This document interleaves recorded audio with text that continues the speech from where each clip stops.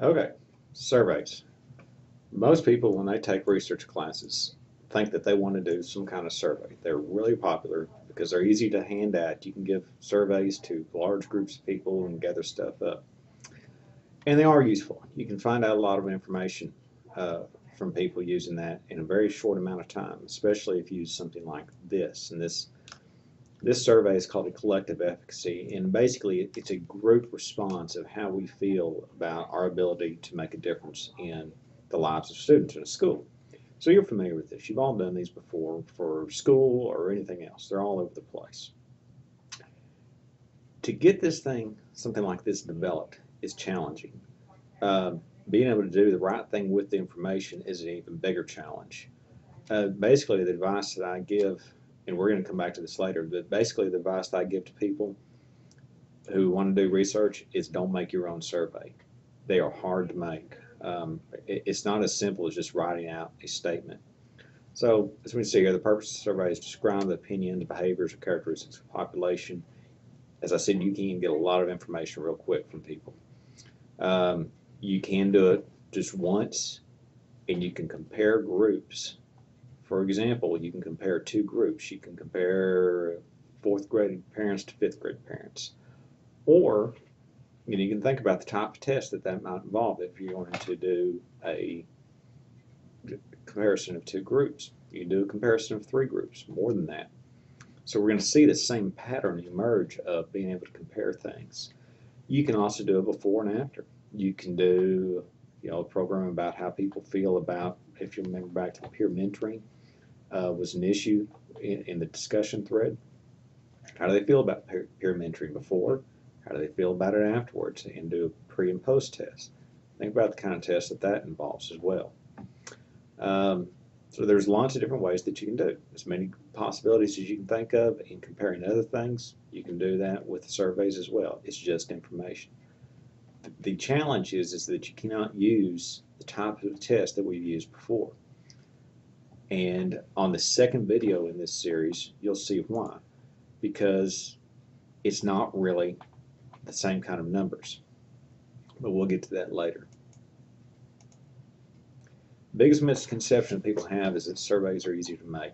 They're not. It takes a long time to get the questions worded in such a way that respondents understand what you mean by the statements that you make, that they are really valid measures of the respondent's perceptions, and that you're going to get the same kind of answers were you to give the same survey over and over. If I, for example, use this collective efficacy scale, no matter when you fill that out, are you always going to kind of feel the same way about and assuming nothing else changes. So that is hard to do. It's not something that you can do in 6 weeks. It takes sometimes a year or more to make a really good survey. That's why I tell people, if you're going to do a survey, don't make your own. More than likely, the thing that you want to find out already exists. It's already been done. It's just a matter of tracking it down.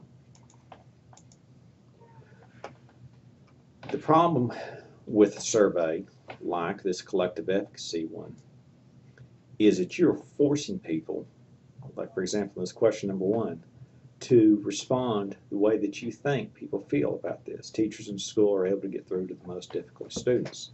I can anywhere from strongly disagree to that statement to strongly agree to that statement. That might not be the best way to describe how I feel about it, but you're forcing me to pick one of these things. That kind of can create a problem. Because it's possible I feel differently than the way that you have it up there. So what ends up happening lots of times is people guess, or they don't fill it out, they throw it away, don't do it at all. So there's lots of things that can go wrong with that. An open-ended response may get you, for example, if I said, uh, how do people feel about working with difficult students in the school? I might find out a lot of information, but the problem with that is if I have 100 different participants, I may get 100 different answers. That creates a mess. Types of research that are when people say surveys, they automatically think of this thing with the Likert scale that you're seeing. That's not the only kind. There are face-to-face interviews, there are telephone interviews, and then there's this kind of this mail survey, or the survey that you hand out. Um, the face-to-face interviews with the open-ended responses, you really can get a lot of very good information, but it's extremely time-consuming to go through all that. The telephone interviews, it's less expensive because you can sit from one position and call a lot of people, but you may not get the people that you want. You may end up getting a hold of somebody else.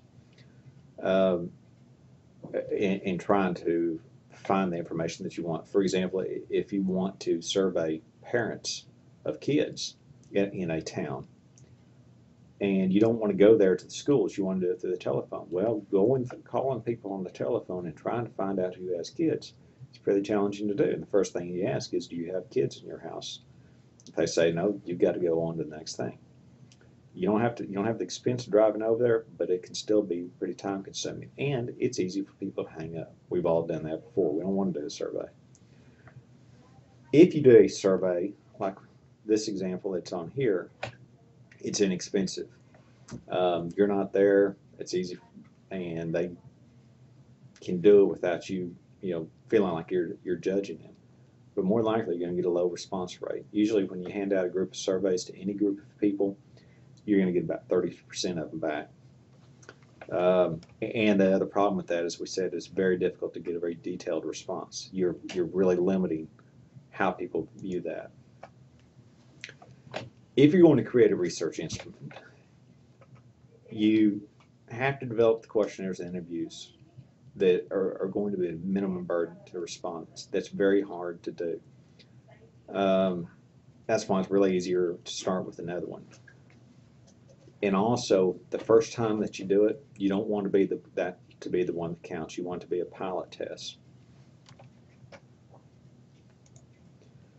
What happens is when people create a closed form questionnaire like this actually started as an open form. For example, an open form question would be, how do you feel about computers in this class? Closed form would be this kind of thing, the forced choice.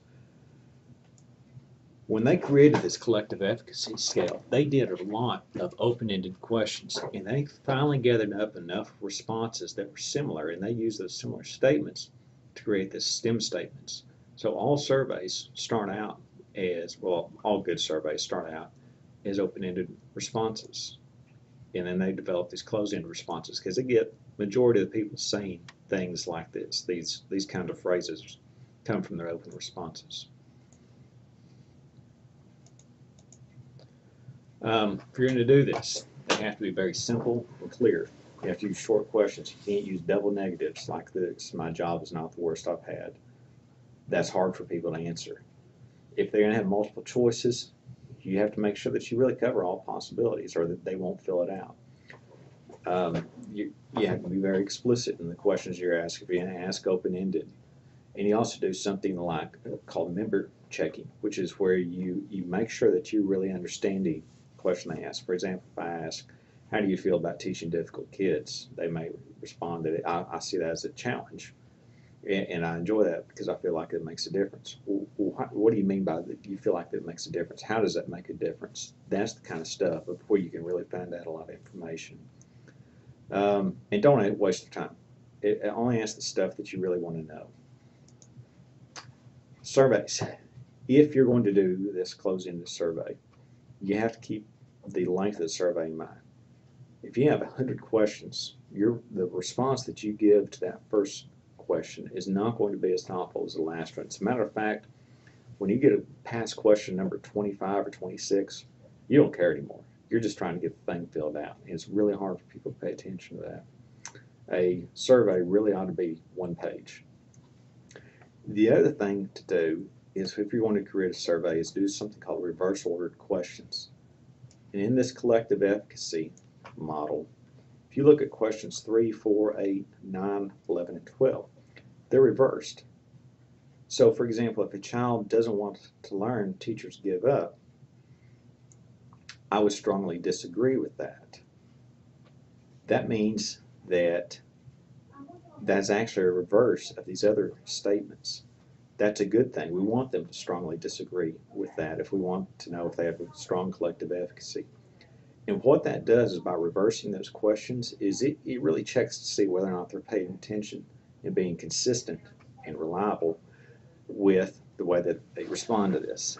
The challenge for you is when you collect the data from this is remembering that you reverse order those questions and you don't turn this into the wrong information. When you use a reverse order, and I'm going to go over this again when we talk about how to do something like this, you got to turn this back in, this strongly disagree, back into a strongly agree, so your answers are consistent.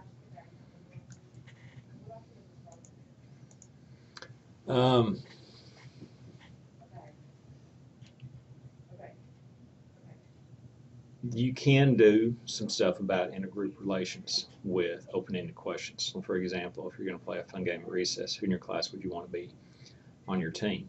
If you're trying to find out how kids interact with one another, that's how you do it. There's not a survey that you can do with that. It's something that you have to do with open-ended questions. So there are a lot of benefits to doing things like that, especially if you work in a school or working with a counselor to find out what's happening with kids. Let's see, as we said, there's open-ended questions allow respondents to be more free in how they respond. And this would be an example of that. What do you do to keep yourself motivated to do homework when friends want you to come do something with them? That's very open-ended. Excuse me. And when you switch to understand how they feel, that becomes very structured. How often do you use this strategy? Sometimes, occasionally, frequently. Even though this is kind of an open-ended question, you're forcing their responses to that, and it's based upon the response to this open-ended question. Extremely complicated. It takes a long time to figure out how to do this.